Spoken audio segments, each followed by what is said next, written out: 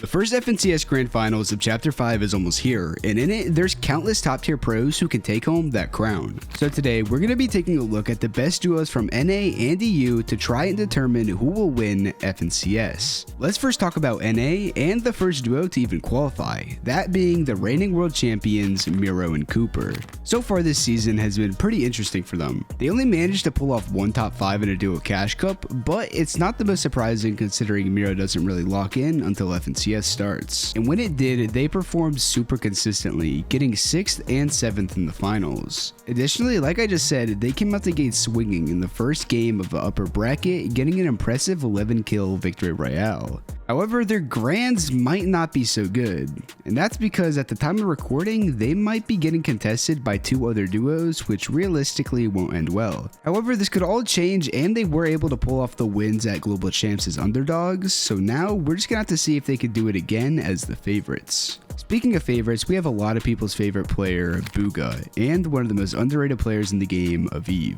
So far, they managed to place very well in the duo Cash Cups, coming through with a 3rd, 7th, and 9th. On top of that, both of them have done very well in the solo victory cups. And in FNCS, they also did very well, placing 3rd and 15th. Now, they weren't able to qual in round 1, but in round 2 of upper brackets, Bugha managed to pull off an insane 1v2 in order to win that game. Currently, Bugha is arguably the most experienced pro in this game's history, and in that last chapter, we saw him get a 5th and 2nd place. It also looks like they might get their drop unconned, so it wouldn't surprise anyone to see them take home that crown once again. Another team with one very well-known player and one underrated player is Peterbot and Poyo. If you've been following competitive closely this season, you'll know that both of them are having their best season yet, with Peterbot getting multiple 30+ kill wins in the solo victory up, and Poyo also dropping multiple 20+ and 30+ elimination wins. But that's not it. They've also played very well in the duo Cash Cup, finishing 7th, 1st, and 4th.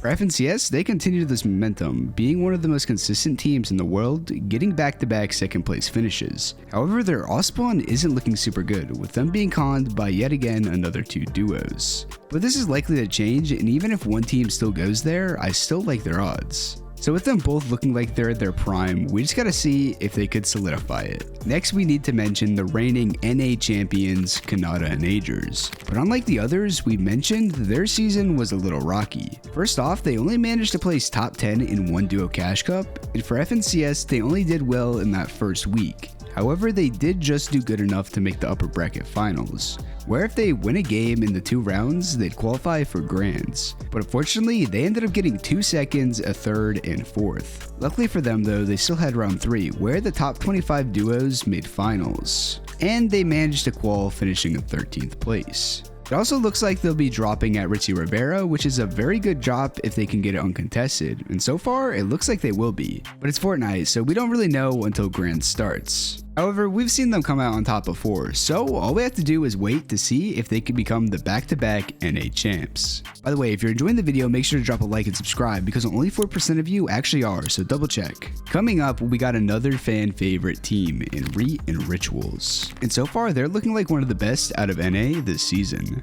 Winning a duo Cash Cup, then coming through with a win in FNCS Week 1, then a 5th in Week 2. Now, they weren't able to qual in the first 2 rounds where you needed a win. However, in round 3, they decided to pop off and win by almost 100 points. So yeah, they've been winning a lot already this season, and it looks like they'll be landing at Reckless Railway, aiming to get that medallion, which will definitely help them. And for now, it looks like they'll be splitting the POI and claiming that mythic boss. Speaking of fan favorites, I can't not mention Clix and Epic Whale. This season they've been playing very well, getting a 3rd and 6th during the duo Cash Cups. And as FNCS goes, they were very consistent, ending in 23rd and 13th during opens. Then in upper bracket round 3, dominating, finishing in 2nd place. And this might be the first time Clix comes through with a win. Playing with Epic Whale, who has already won a bunch, definitely helps as well. But unfortunately, it seems like they're dropping at Lavish Layer, playing for the Medallion and Mythic Auto Shotgun, arguably the most broken gun we've ever seen in an FNCS. And because of that, it looks like they'll end up getting contested by another duo. So we're just gonna have to wait and see what happens.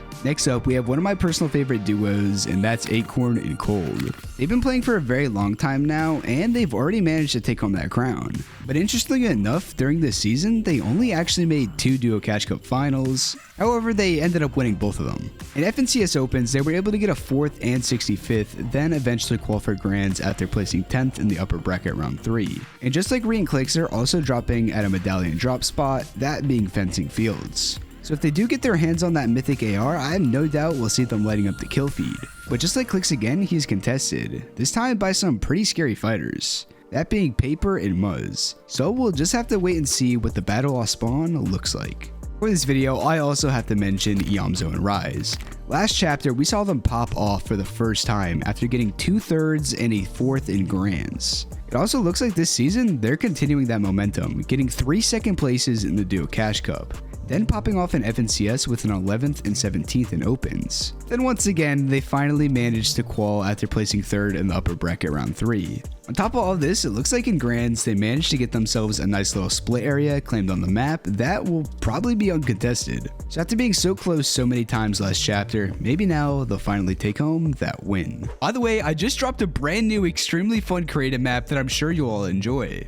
And if you guys remember Splee from Minecraft back in the day, it's very similar to that. Essentially, you and up to 12 other players will compete to shoot each other down, and you gotta try to be the last one standing. But that's not it. The more you win and the more you play the game, the more coins you'll get. And eventually, you can buy a whole bunch of different items to power yourself up. Plus, if you're an extreme baller, you can buy yourself some superpowers. So if this map sounds fun to you, either type in Tile Wars or look up the code on your screen.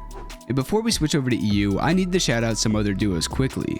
Like Senta Itachi, who ended up barely qualifying, getting 15th in the last lower bracket round, which was the very last spot out of every team to make it. You also got Bryson Chubbs, who showed up out of nowhere last chapter, getting 6th, 11th, 4th, and 6th at FNCS Global Championship. And then another fan favorite in Agent Jeff and Oliver OG, who barely made their way in. Lastly though, I gotta give a shout out to Jiven and Piggle, who barely played this season yet still somehow made grand finals. Now let's finally switch over to EU, and of course we need to talk about the reigning champs, Putrick and Swizzy. Like I just said, in the last chapter they went crazy, but unfortunately they couldn't compete at the Global Championship because of the US's sanctions on Russia, which was a whole big thing. And well, this season was a weird one for them. I'm not exactly sure why, but Swizzy actually didn't play even a single tournament this season until FNCS. And in it they performed somewhat poorly, finishing at 197th and 34th, which meant they had to start off in the lower bracket. However, they did eventually bring things back by placing 10th in the last upper bracket round. And for now, it looks like they'll be dropping at Ritzy Rivera uncontested. So with that being said, I like their odds of going back to back.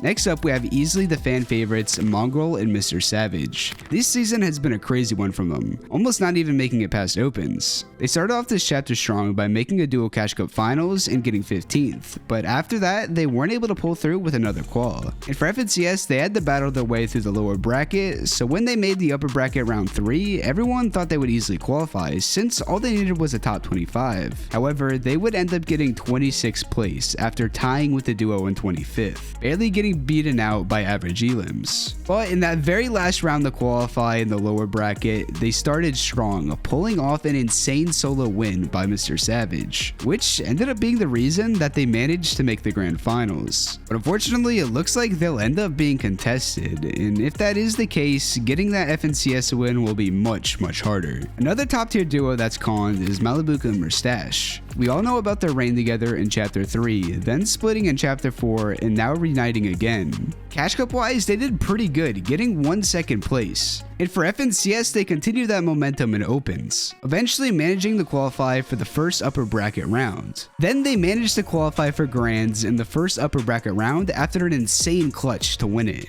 But like I mentioned, this time they're conned off spawn by 2 other duos at Fencing Field. So even though they're an insanely good team, being in this off spawn situation, I sadly don't see them doing well, but hopefully I'm wrong.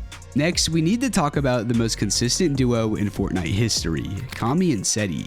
In the Duo Cash Cups, they managed to place 7th and 1st. And for FNCS, what a shocker, they did very well getting a 2nd and 10th. Then eventually making Grands after getting 4th in the last round of the upper bracket. On top of all that, to make things even better for them, it looks like they'll be getting uncontested at their split drop. So with that all being said, they're my personal pick to take home that win in U. Now they both won multiple FNCSs together, but our next team only has one player that's won, with that being Queasy and Thomas HD. Throughout the Duo Cash Cups, they didn't have any impressive performances, and for FNCS, they just barely managed to squeeze their way into the upper bracket, where they ended up winning in the second game, going straight to the Grands. But even though on paper this duo has a really good chance to win, just like many others on this list, they'll be getting contested at Lavish Layer. So obviously because of that, their chance at winning will be significantly lowered. But one team that seems to be unconned is Vino and Tayson. These two need no introduction, being some of the best players in the world for years now. However, this season has been a little rocky for them, since they only managed to qualify for one Duo Cash Cup finals. And in FNCS, they did alright, but for the amount of FNCS wins they both have, you'd think they would have done much better. Now this is surprising and not at the same time. What I mean by this is Tayson is known to fully grind some seasons and others just not. So with that being said, during this season he hasn't really been putting in as much time. However, they are dropping at Grand Glacier, another mythic POI, so we'll have to see if that prior experience will come in to help them.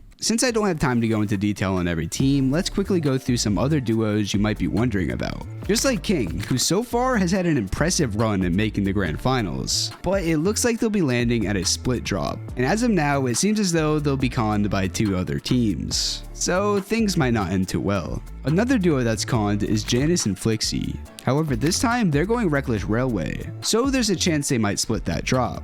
But a team that is unconned and my underdog pick to do well has to be Gyros and Chari. They've shown time and time again in the last chapter that they are very good, so we'll just have to see if they can keep proving it. Now, even though I tried to cover as many top teams as I could, there's still some I didn't mention. So if your pick to win is one of those, comment down below who you got winning. And if you watched this far, you guys might as well drop a like and subscribe. We're trying to hit 100K by the end of this year. I hope you all have an amazing rest of your days.